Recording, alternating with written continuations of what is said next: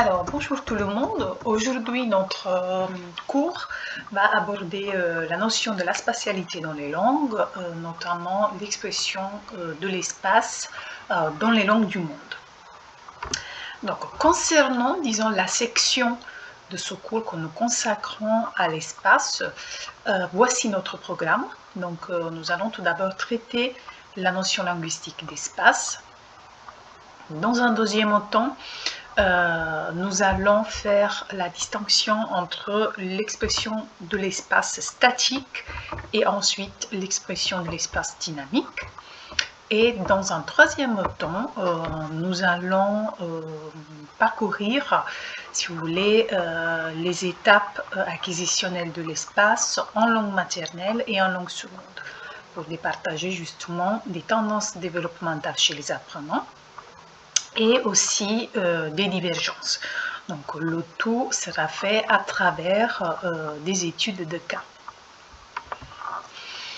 Alors, pourquoi étudier la notion d'espace? Le temps et l'espace représentent des catégories fondamentales dans la cognition humaine et de l'expérience que l'homme fait du monde.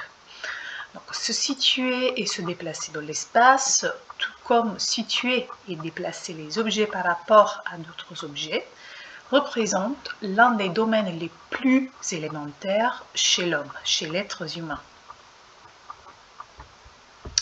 Mais qu'est-ce qu'on entend par espace en termes linguistiques? Donc, qu'est-ce qu'on entend par ce qu'on appelle l'espace linguistiquement accessible? On peut dire, et ça vous le trouvez dans l'extrait de Klein et News et que vous avez sur Moodle, on peut dire que la notion d'espace est sous-jacente à des énoncés simples et courants. Par exemple, l'énoncé « la chaise est derrière la table », ici nous avons une information spatiale qui est encodée linguistiquement dans un énoncé simple. La chaise est derrière la table. L'espace est également à la base des perceptions et des comportements quotidiens. Donc, si on voit ceci ou cela, si on entend ceci ou cela, si on se déplace d'ici vers là-bas ou si l'on change la position d'un objet, dans ce cas-là, on peut parler, en utilisant la terminologie de Klein et News, d'espace perceptif normal. Par rapport à l'espace perceptif normal, on peut dire que cet espace a trois propriétés, trois caractéristiques fondamentales. Il se compose d'unités plus petites que nous pouvons nommer lieux ou sous-espaces. Et pour ces sous-espaces, on peut définir une structure en deux plans. D'une part, il existe une structure qu'on appelle topologique simple. Par exemple, un sous-espace qui peut être inclus totalement ou partiellement dans un autre sous-espace ou dans l'environnement d'un autre sous-espace.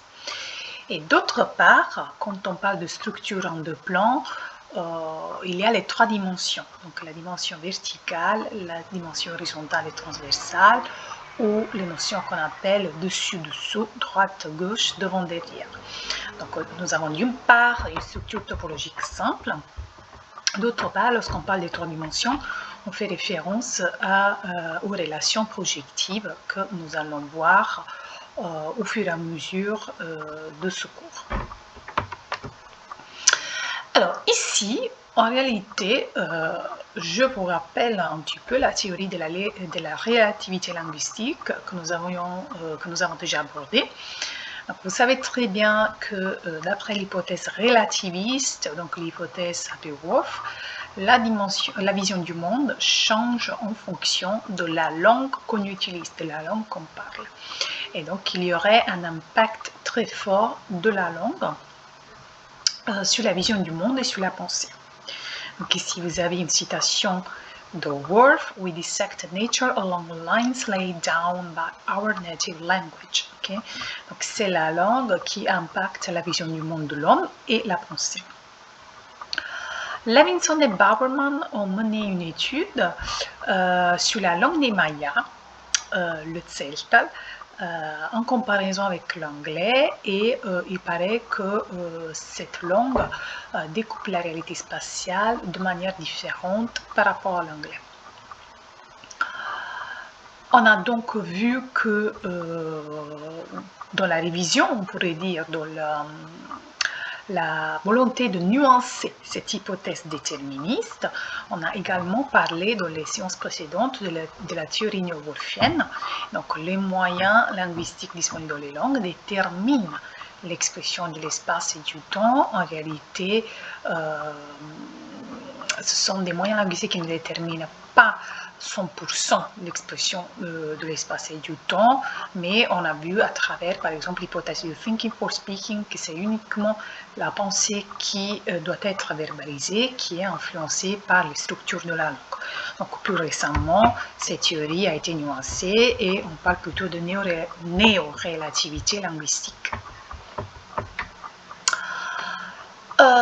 Alors, une autre chose très intéressante, c'est qu'il existerait une interaction entre l'espace et la perception.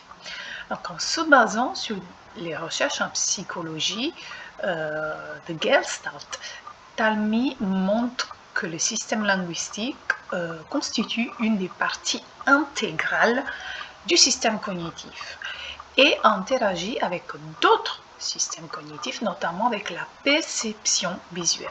Donc, il y aurait une interaction entre la perception visuelle et l'espace, d'après Talmy. Donc, ici, pour vous montrer comment et de quelle manière donc l'espace peut interagir avec la perception visuelle, je fais référence, comme je vous ai dit, à la psychologie de Gestalt qui parle de tout unifié composé et d'après qui le tout est différent de la somme des parties. Donc ça c'est la vision qu'on a dans la linguistique cognitive, notamment de Lakoff, Langacker et à laquelle Talmy et Swarm se sont inspirés aussi. Alors j'attire votre attention sur la figure 1 et la figure 2 que vous voyez dans cette slide. Alors qu'est-ce qu'il y a en fait dans la figure 1 et dans la figure 2, ou bien qu'est-ce que vous voyez dans la figure 1 et dans la figure 2. Alors disons que dans la figure 1 on peut percevoir tout de suite qu'il y a un carré blanc à l'intérieur d'un carré noir. Okay. Dans la figure 2, en revanche, il y a une certaine ambiguïté entre ce qu'on appelle la figure et le fond, okay, et le cadre de la figure. Pourquoi il y aurait une ambiguïté? Parce que en réalité, vous pouvez voir, on peut dire que dans cette figure il y a deux visages de profil. Okay. Si vous suivez, en fait, si vous me suivez là, on a deux visages de profil, mais on peut dire aussi qu'on a tout simplement une coupe, okay. Ça pourrait être une coupe blanche à l'intérieur d'un carré noir. Donc, ce qui est intéressant ici, c'est que Talmy remarque que ces principes de perception, donc quel est l'objet qui nous saute tout de suite aux yeux, c'est ce qu'on appelle l'objet saillant, la figure, et quel est l'objet moins saillant, donc ce qu'on nous on voit en deuxième plan, et donc ce qu'on appelle le fond. D'après Talmy, ces principes de perception qui sont basés sur l'asymétrie pour la figure 2 et la symétrie pour la figure 1, entre deux entités, se reflètent aussi dans la structure de la langue. Donc, se reflète également de la perception, de la construction linguistique. Et on va voir comment. Alors, pour le principe d'asymétrie, donc lorsque nous avons du mal à distinguer le fond de la figure, Talmy montre que l'objet visuellement sélectionné comme saillant est encodé dans la langue en position grammaticale de sujet. Okay. Alors que l'objet qui est moins saillant est encodé comme objet ou bien comme syntagme prépositionnel, par exemple. Donc, si, imaginez, nous avons un livre sur la table. Vous voyez un livre sur la table, sur une table. Dans la phrase « le livre est sur la table », c'est sûr que ce qu'on va percevoir tout de suite, c'est le livre. Et donc, on place le livre, qui est l'objet saillant, en position de sujet, alors que l'objet moins saillant, donc le fond, on le trouve dans un syntagme prépositionnel sur la phrase. En revanche, on ne dirait pas, comme vous pouvez le voir dans A avec étoile, on ne dirait pas la table est sur le livre ou bien la table est sous le livre, parce que ici, dans ce cas-là, on a tendance plutôt à dire que, à percevoir le livre tout de suite et après la table. Pareil pour l'exemple B, l'oiseau est dans l'arbre. Donc l'oiseau qui est l'objet saillant, on le place en position grammaticale de sujet, alors que l'arbre qui est le sujet moins saillant, on le place en position grammaticale de circonstancielle, de syntagme prépositionnel. Et pour B, pareil, on ne dit pas l'arbre est dans l'oiseau. Donc pour être encodé dans la langue comme figure, donc comme objet saillant, un objet doit être sélectionné à partir d'une scène selon des propriétés qui le distinguent d'un autre objet. Donc, ces exemples A et B montrent par ailleurs que la façon de percevoir la relation spatiale entre la figure et le fond d'une part et la façon de la représenter dans la langue d'autre part, donc vraiment linguistiquement, sont analogues en ce sens que l'expression dans la langue reflète une asymétrie dans la perception. Pour le principe de symétrie, qu'est-ce qu'on peut dire? On a dit principe de symétrie, c'est lorsqu'il n'y a pas d'ambiguïté et que, je reprends les figures ici, le principe de symétrie, oui, on peut dire que bien que les relations spatiales soient habituellement exprimées dans la langue de manière asymétrique, il n'est pourtant pas impossible qu'une relation soit symétrique et qu'elle soit encodée dans la langue de façon binaire. Donc, on peut avoir des circonstances où, par exemple, les relations spatiales peuvent être perçues de manière symétrique, même si dans la plupart des cas, on a tendance à exprimer les relations spatiales de manière asymétrique. Quand nous allons voir les exemples C et D, si nous avons par exemple une étoile dans un cercle, on peut dire The star is in the circle, donc l'étoile est dans le cercle, mais on peut dire également le cercle se trouve autour de l'étoile. Donc, si vous voulez, ces deux énoncés représentent la même situation physique, mais de manière différente, selon une approche différente. Donc, tout dépend de la perspective qu'on adopte, ou bien de la perspective qui est adoptée par l'observateur et de la focalisation sur l'un des deux objets.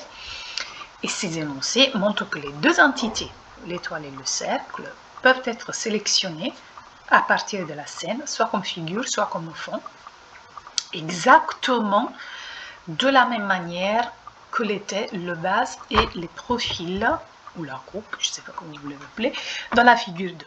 Ici, nous avons un exemple de symétrie, parce que vous pouvez soit percevoir les deux profils en premier, soit percevoir en base.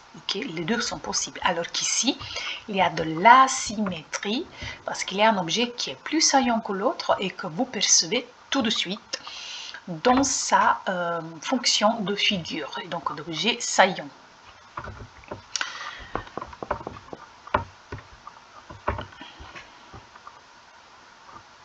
Donc, si vous voulez, bien qu'elle puisse paraître simple, l'expression des relations spatiales dans la langue est gouvernée par des processus qui sont plutôt complexes, tels que justement l'attention qu'on porte aux objets et la façon dont on perçoit les objets vraiment du point de vue visuel.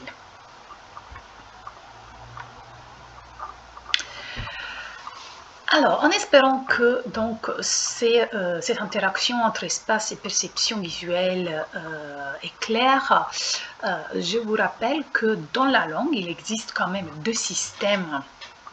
Bien, il coexiste, on pourrait dire, deux systèmes, parce qu'on a le système de classe fermée et le système de classe ouverte. Pour les classes fermées, on a bien entendu des morphèmes grammaticaux qui ont une forme, une structure conceptuelle de ce contenu. Et pour les classes ouvertes, on a notamment les morphèmes lexicaux qui donc véhiculent le contenu conceptuel du mot. Donc, si on prend par exemple l'énoncé « je suis sorti », où nous avons une relation spatiale dans ce cas-là dynamique, parce qu'il y a un déplacement dans le verbe sortir, nous avons du point de vue linguistique un morphème grammatical, notamment un verbe qui est conjugué au passé composé à la première personne du singulier, qui a un auxiliaire qui est l'auxiliaire être, plus un participe passé qui est accordé au féminin. Alors que pour le morphème lexical, donc vraiment pour le lexème sortir, donc le verbe sortir, on a un mouvement qui est encodé, qui est exprimé dans ce verbe, notamment un mouvement avec franchissement de frontières, parce qu'on parle de franchissement de frontières lorsqu'on passe d'un point X à un point Y, et lorsque, dans ce cas-là, par exemple, on franchit un seuil, on passe donc de l'intérieur vers l'extérieur.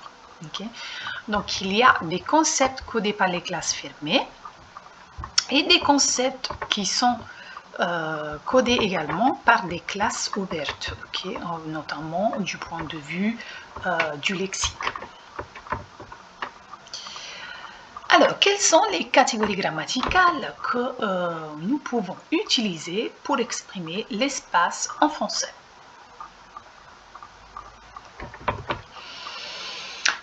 Alors, pour exprimer l'espace en français, notamment pour exprimer la localisation statique, ça veut dire lorsqu'il n'y a pas de déplacement et qu'on veut tout simplement, par exemple, décrire le fait qu'un objet X se trouve dans un endroit Y. C'est ça la localisation statique, c'est lorsqu'il n'y a pas de déplacement. Si on prend l'exemple « le livre est sur la table » qu'on a vu tout à l'heure dans le cadre du principe de asymétrie, dans cette phrase, comment est-ce qu'on peut exprimer la localisation statique? Alors déjà, nous avons une préposition de lieu qui est sur et qui nous permet de localiser l'objet saillant, le livre, donc la figure, par rapport à l'objet moins saillant qui est le fond et donc la table.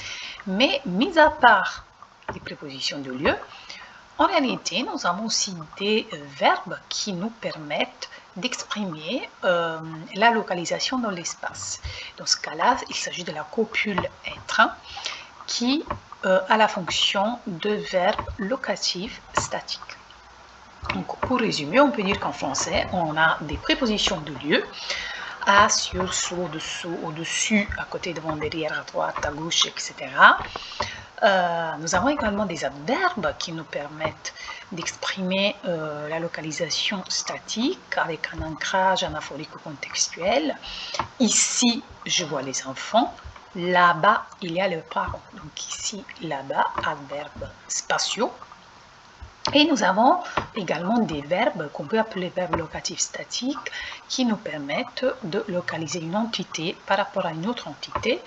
Notamment, il s'agit de la copule être, du verbe existentiel il y a, par exemple si je dis il y a un livre sur la table, mais aussi des verbes tels que se trouver, se situer, par exemple être placé, s'étendre, se laisser, s'étaler, se tenir, etc.